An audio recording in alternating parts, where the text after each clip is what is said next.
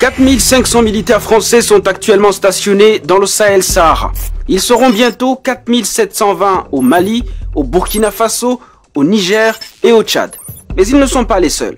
Il y en a 1450 autres positionnés à Djibouti, 900 en Côte d'Ivoire, 350 au Sénégal et 350 au Gabon. Soit un effectif total de près de 8000 hommes qui quadrillent le continent de Djibouti à Dakar en passant par Abidjan et Libreville. La France s'impose visiblement comme gendarme de l'Afrique. Dans le Sahel, elle parle de lutte antiterroriste. Ok, mais à Djibouti alors?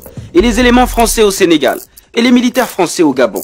Que font tous ces soldats français en Afrique? Et pourquoi malgré leur présence et leur artillerie, l'insécurité persiste dans certaines régions où ils sont présents? Nous posons des questions légitimes. Cet impressionnant matériel militaire sert à quoi si c'est pour que les terroristes continuent à nous narguer sur nos territoires? Donc ce que nous voulons, c'est une action de redevabilité, de justification du stationnement des troupes françaises au Sahel.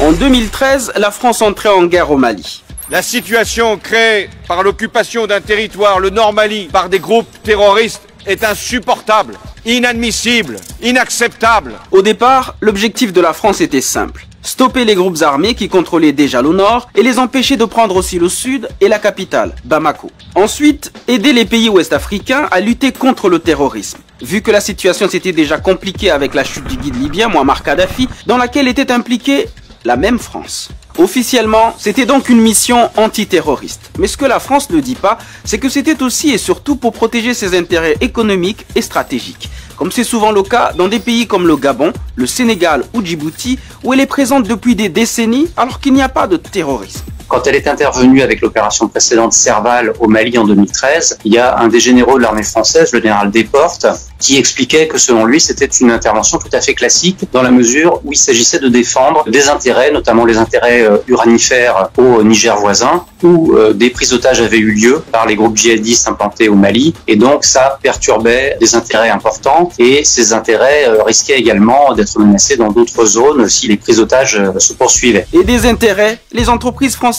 en ont beaucoup sur le continent. Parmi les plus importantes et les plus connues, le groupe nucléaire Areva, devenu Orano et qui exploite l'uranium, un minerai qui représente 70% des exportations du Niger. Autre exemple, Total, qui lui tire plus de 30% de sa production pétrolière de l'Afrique. Sans oublier Bolloré, dont la filiale Bolloré Africa Logistics est le leader du transport et de la logistique en Afrique. On y ajouterait également des sociétés comme EDF, Castel, CFAO, BNP, Société Générale, Lafarge, la compagnie fruitière, etc., etc. Le Conseil français des investisseurs en Afrique estime la présence française à environ 1000 établissements et 80 000 collaborateurs, pour un chiffre d'affaires de 40 milliards d'euros.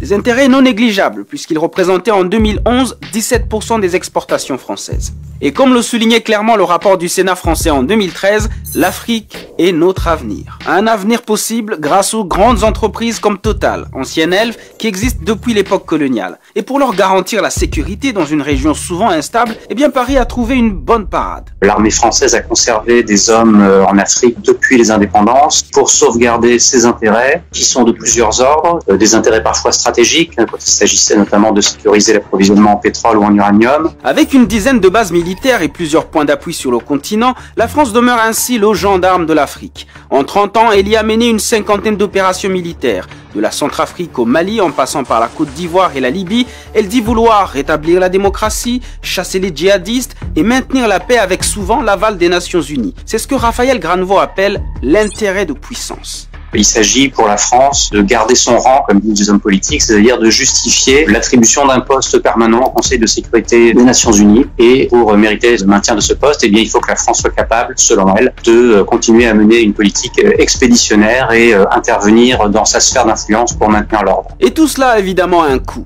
Car l'armée française dépense plus de 100 000 € par soldat déployé chaque année. Et d'une manière ou d'une autre, il faut bien payer la note. Et ça c'est vrai dans toutes les interventions militaires françaises, c'est que lorsque la France intervient dans un pays africain, elle tente toujours d'avoir un retour sur investissement, c'est-à-dire de récupérer soit des marchés publics en faisant pression sur les gouvernements, soit des marchés liés à son intervention militaire, etc.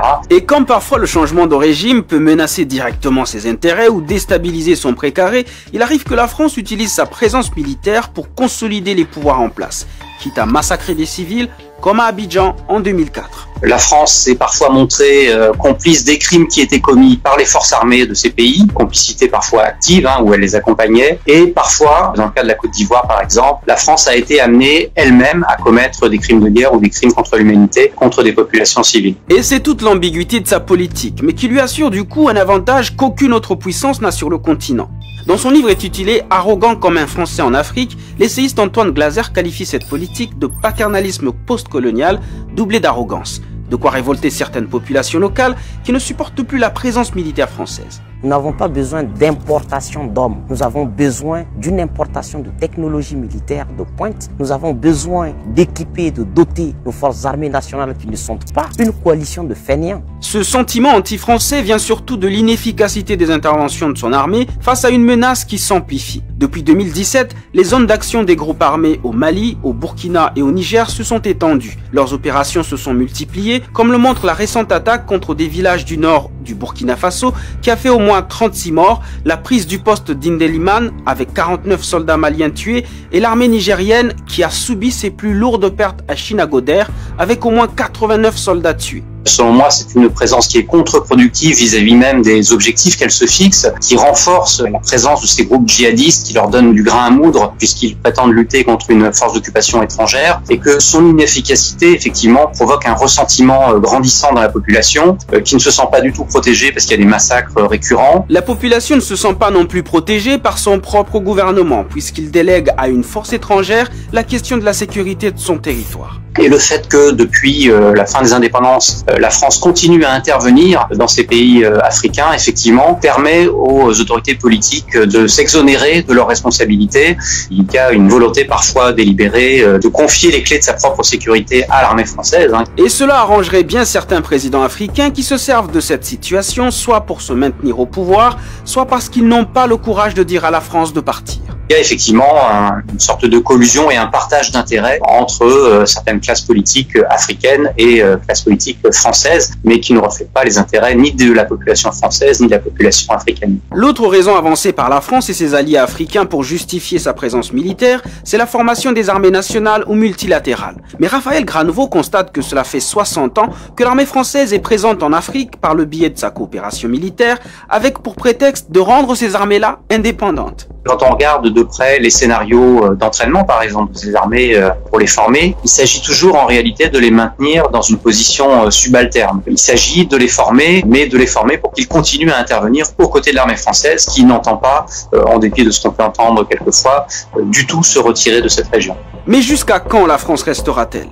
Sera-t-elle toujours là pour assurer la sécurité de ses anciennes colonies? Et ces anciennes colonies seront-elles toujours d'éternels assistés? Pour Raphaël Granvaux, il y a erreur de diagnostic. Il y a quantité aujourd'hui de rapports, d'ONG, de chercheurs qui disent que si on veut répondre à cette question du djihadisme, il faut répondre au terreau sur lequel il prospère. Il faut assécher ce terreau qui est celui de la misère, du sentiment d'injustice, du sentiment d'être délaissé par les États centraux. Et que tant qu'on n'aura pas répondu à ces raisons-là, eh bien la force pure et simple ne servira à rien. Et vous, que pensez-vous de la présence militaire française en Afrique? N'hésitez pas à vous abonner à notre chaîne AJ+ Français en cliquant là. I wanna see the